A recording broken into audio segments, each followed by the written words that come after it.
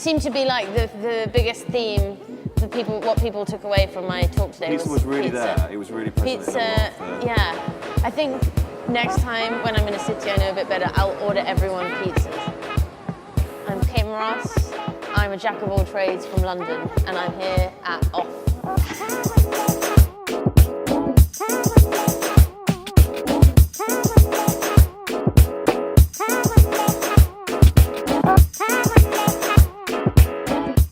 The whole point of inspiration is not to feel pressured by anything, but to feel like empowered and like enthused with energy and excitement. Yeah. And I think the whole like idea of inspiration as something that you need to find or look for is just makes it harder for people to find what they need. Yeah, yeah. So I prefer this kind of like lower class perspective of just like, it's just what's around you, you know? It's not this thing you have to pay for to see in a gallery or look for online. It's just what is actually relevant to you. Yeah. I mean, some people, they have visual references like that have inspired them throughout their lives. But I didn't really, you know, there was nothing that I saw when I was a kid that I wanted to be like or wanted to make work like. Yeah. I just was who I was, you know.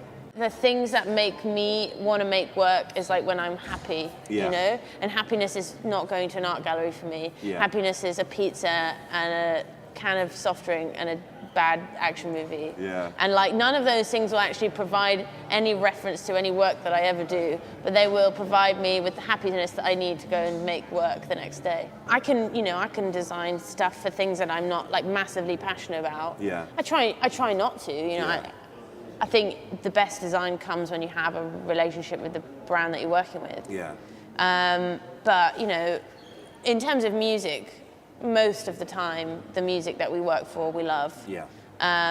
Occasionally, it might not be our favorite thing, but we appreciate its relevance in the market or the artists themselves, or what they did before, or what they're going to do after that release, or whatever. But, you know, we listen to all of the music from the artists that we work with in the studio all the time, and we have to because we're working on projects, especially video projects. So we're listening to stuff all the time. Yeah. But I don't have to love something to work on it. I have to love the project. I don't necessarily have to love the original idea. Just talking about the music video work. So that's something that you kind of do more and more of. I think I'm right in saying, and that's obviously like a completely different skill set to what you're doing more in the illustration But is work.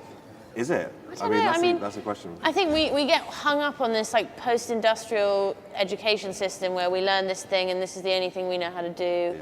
And so if we train to draw one way, then we can never do something else. Or the ideas we have aren't transferable, which is just not true. Like, I think there's obviously like from a technical point of view, you have to learn more things because you're transferring what is essentially a still image into a moving image. But for me, the potential of video was always terrifying because you have so many parameters that you have to control: the sound, the grade, the lighting, the acting, the framing. Like there's so many parameters that you have to get right that it was initially terrifying. Yeah. But then once I started to experiment and play and I lost my fears a little bit with it, I didn't really care, you know. I think it's so fun. Like you don't have to know, you don't have to go to film school to make a music video. Yeah.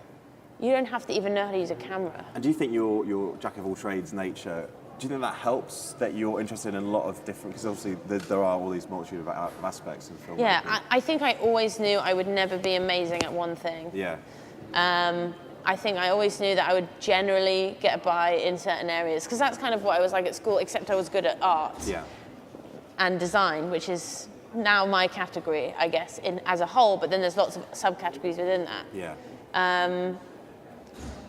I find that interesting. That's what stimulates me. Some people would find that absolutely terrifying, but it just happens to be something that I enjoy kind of being out of my depth. Yeah. A lot of your work, it's kind of has like an appearance of being a little bit chaotic, but there's actually, I think sometimes you look at it, there is quite a lot of order there. And, you know, look at the some of the exhibitions that you do as well. You know, there's a crazy, bright, you know, colour. Why though? It's because it's hard to make simple look good. Yeah. It's easy to make chaos look nice. And also it's much cheaper than framing, sticking stuff on a wall with tape. But yeah, I think, you know, it's part of your personality. It's part of my personality. Everything's a bit of a mess. Yeah. Everything's a bit too much of of something, and that just flows over into my work too. I think people like that as well. I think sometimes it's nice There's time for every kind of designer, you know? Like, and that's what's great about conferences is you can see something completely different from what you do.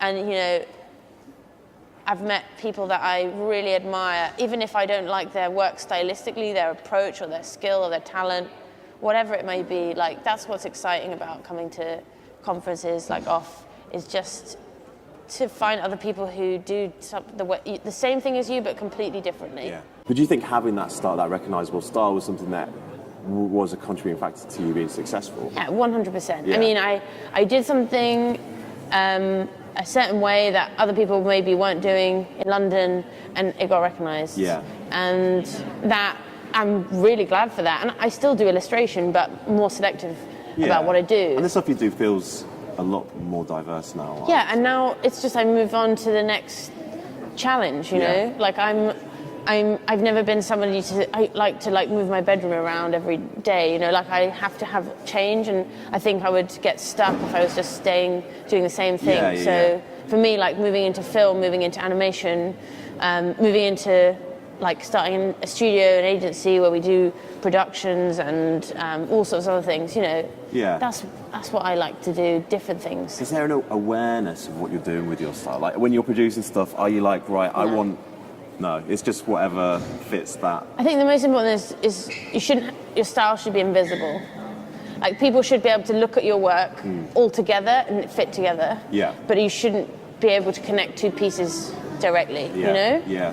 And I think like also we're kind of trying to move away from style or stylistic choices and just create, you know, something that's a reaction to what you're doing. Yeah.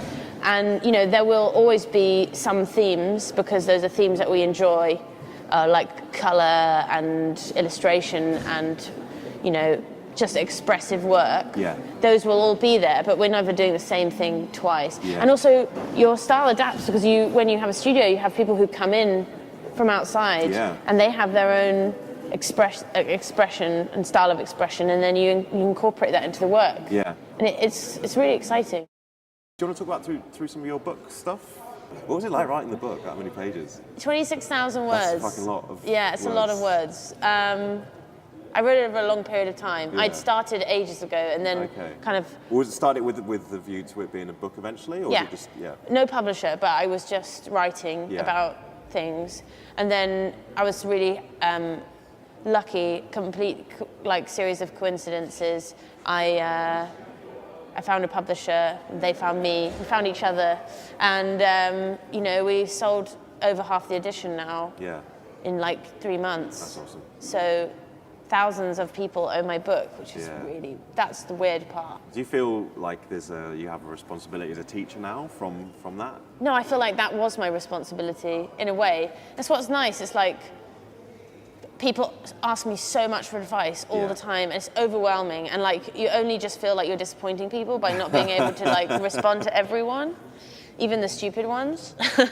But like I think that was the thing for me, that was just letting go of that. The book, that's all you need. And like, you know, I'm not making money from it. It's not like I'm saying I'll go and buy my book and I'll take the percentage, because it's not like, you know, the book world isn't really like that.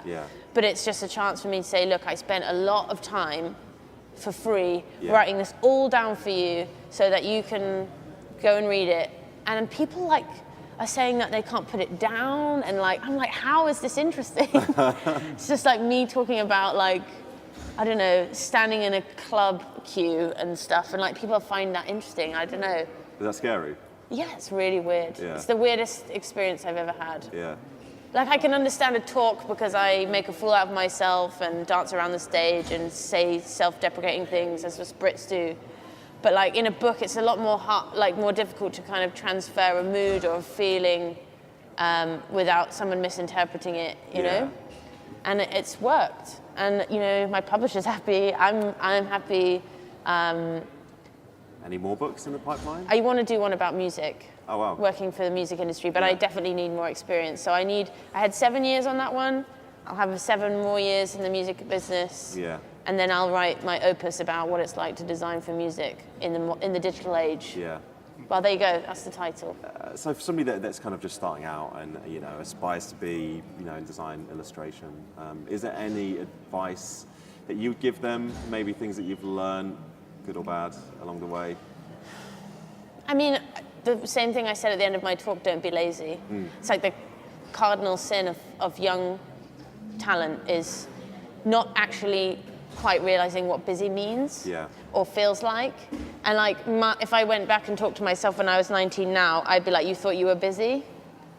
Live my calendar right now, And I think that's something that people really take for granted. It's like, I've got university and things to do. It's like, it's nothing compared to like the reality of the workplace. So, get used to reality before it sort of kills you when you come out of it on the other side. And the other thing is just don't be afraid. Like, just fail, make mistakes, do stuff, make whatever you want to make. Don't worry about what people think you should be doing or what your college says you should be doing or what your degree says you should be doing. Just go and do whatever you want to do. There's literally nothing stopping you. I do like the feeling that a lot of the projects you were talking about, that there's always seems to be a little bit of winging it in there. All winging it. No, not even just a little bit. A large proportion of winging. Yeah. I think when you're shooting Mary J. Blige. Winging it. Yeah. What is that thing that keeps you? A big set of bollocks.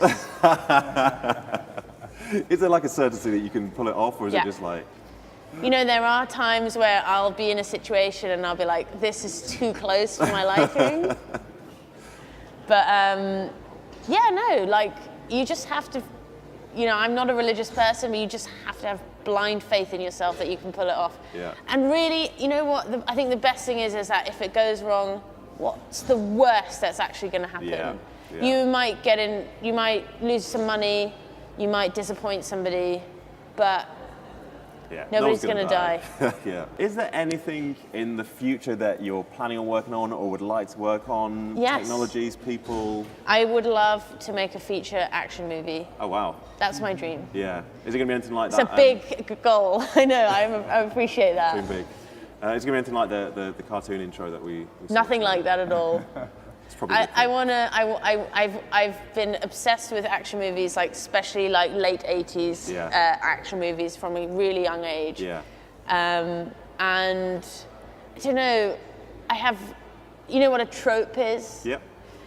I've got them all in my mind, all of the action movie tropes, and I just want to pick the best ones and shove them together and make like Die Hard 10 just or the something. most cliched action movie. We'll like resurrect Bruce as a hologram as his younger self and like make an act like the next Die Hard. Well, in 10 years.